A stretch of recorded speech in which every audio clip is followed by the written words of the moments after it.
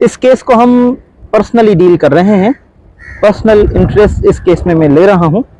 जैसे कि तमाम लोगों की यही शिकवा थी कि रोशन अली अजीम और गुलाम हैदर कुछ नहीं कर रहा है, तो मैंने वो तमाम सबूत, तमाम शवाहिद, वो तमाम डॉक्यूमेंट्स वो मैंने पब्लिक कर दिए, लोगों को दिखाए कि हमने ये प्रोग्रेस किए, ये हमने कम्युनिकेशन किए मुख्तलिफ डिपार्टमेंट से। हमने एसएसपी मलिर कैंट से रब्ता किया, हमने एसएचओ मलिर कैंट से रब्ता किया, हमने एफआईए को लेटर्स लिखे, हमने इंडियन एम्बेसी को लेटर लिखे, इंडियन हाई कमीशन को, पाकिस्तान फॉरेन मिनिस्ट्री को हमने लिखा, और जितने भी स्टेक होल्डर्स थे हमने उनसे रब्ते किए, कम्युनिकेशन की।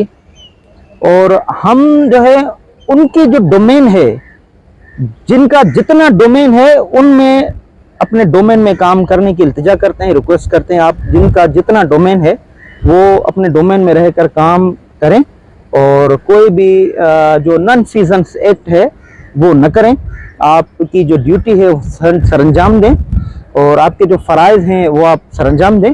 इस केस को जो है आप टेकल करें। जैसे इंडिया की जो लॉ इन्फोर्समेंट एजेंसीज़ हैं, इंडिया की जो सीबीआई है, इंडिया की जो एटीएस है, इंडिया की रॉ है, इंडियन पुलिस है, जिस तरह से वो इन्वेस्टिगेट कर रही है, इस मामले की तह तक पहुंच रही है, उसी तरह पाकिस्तान के जितने भी इदारे हैं उनको भी आगे बढ़ के इस मामले को इन्वेस्टिगेट करना चाहिए। पता लगाना चाहिए कि शाहिद रिंद कहाँ गया है, शाहिद रिंद के साथ सीमा हैदर के और जो सहूलतकार हैं वो कहाँ है, सीमा हैदर किस मकसद के लिए हिंदुस्तान गई, किसने इसको फैसिलिटेट करके भेजा नेपाल, नेपाल से इंडिया, वो जो ट्रैवल एजेंट है वो कहाँ है, वो कौन सा ट्रैवल एजेंट है, उनके मकसद क्या है। क्या ऐसा तो नहीं है माजी में भी ट्रैवल एजेंट ने नेपाल हिंदुस्तान लोग भेजे? ये मामले इन्वेस्टिगेट होने हैं, अब तक इन्वेस्टिगेट नहीं हुए हैं सर। देखिए, इनका जो बेहतर जवाब है पाकिस्तान के वो इदारे ही दे सकते हैं, क्योंकि ये उनका डोमेन है।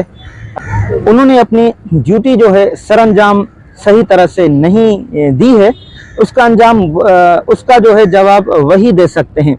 लेकिन मैं इतना ज़रूर कहूँगा कि जितना एटीएस ने काम किया, रॉ ने काम किया, जितना सीबीआई ने काम किया, इंडियन पुलिस ने काम किया, इंडियन लॉ इन्फोर्समेंट एजेंसीज ने काम किया, इस मामले को और इस तफ्तीश को अपनी पाए तकमील तक पहुंचाने के लिए पाकिस्तान के इदारे अब तक ज़ाहिरी तौर पर वो खामोश हैं, अब तक ज़ाहिरी तरह खुलकर सामने नहीं आए हैं।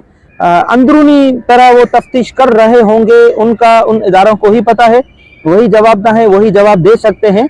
लेकिन अब तक जो हमने कम्युनिकेट किया है, हमने जितने भी खतो खताबत किए उन डिपार्टमेंट्स को, तो अब तक उन्होंने कोई रिप्लाई नहीं दिया है, कोई जवाब नहीं दिया है। हम तक कोई भी उनका राब्ता नहीं हुआ है, न मुझसे हुआ है, न गुलाम हैदर से राब्ता हुआ है, इसका बिल्कुल भी नहीं है। उनको शहरी तस्लीम किया है। सीमा हैदर भी पाकिस्तानी है, 4 बच्चे भी पाकिस्तानी है, पासपोर्ट पाकिस्तान का रखते हैं, पाकिस्तान का CNIC उनका बना हुआ है।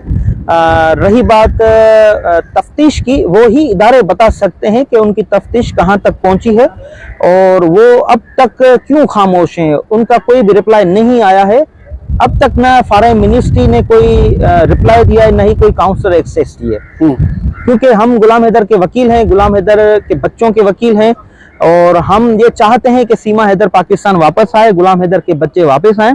अब तक काउंसलर एक्सेस के बारे में फॉरेन मिनिस्ट्री ने अब तक हमसे कोई रब्ता नहीं किया है, क्योंकि हाई कमीशन हिंदुस्तान में पाकिस्तान की मौजूद है, पाकिस्तान का जो हाई कमिश्नर है वो वहाँ पर मौजूद है। न हिंदुस्तान से किसी ने हमसे रब्ता किया है, न पाकिस्तान से हमसे किसी ने रब्ता किया है काउंसलर एक्सेस की वजह से। सर देखिए, सीमा ताकतवर है, सीमा जो है हिंदुस्तान की सरकार से ज़्यादा ताकतवर है, सीमा जो है हिंदुस्तान की जुडिशरी से ज़्यादा ताकतवर है, सीमा CBI से, ATS से, रॉ से, हिंदुस्तान के इदारों से ज़्यादा ताकतवर है। इस वजह से सीमा अब तक बाहर घूम रही है। बिल्कुल बड़ी माफिया है सीमा हैदर की। माफिया एक गिरोह है, वो ऐसा गिरोह है जो हिंदुस्तान को टैकल करना चाहता है, हिंदुस्तान की आवाम को वो हैंडल करना चाहता है, कवर करना चाहता है। सीमा हैदर, शाहिद रिंद, ये एक बड़ा गिरोह है जिसका सरगना जो है कोई ऐसा शख्सियत है, ऐसी शख्सियत है जो दाऊद इब्राहिम से भी बड़ा खतरनाक, दाऊद इब्राहिम से ही बड़ा पावरफुल वो है, जो नया इंडिया का, हिंदुस्तान का डॉन बनने जा रहा है, वो लॉन्च कर रहा है। वो लॉन्च कर रहा है सीमा हैदर को। सीमा हैदर जैसे और भी लोग लॉन्च होंगे।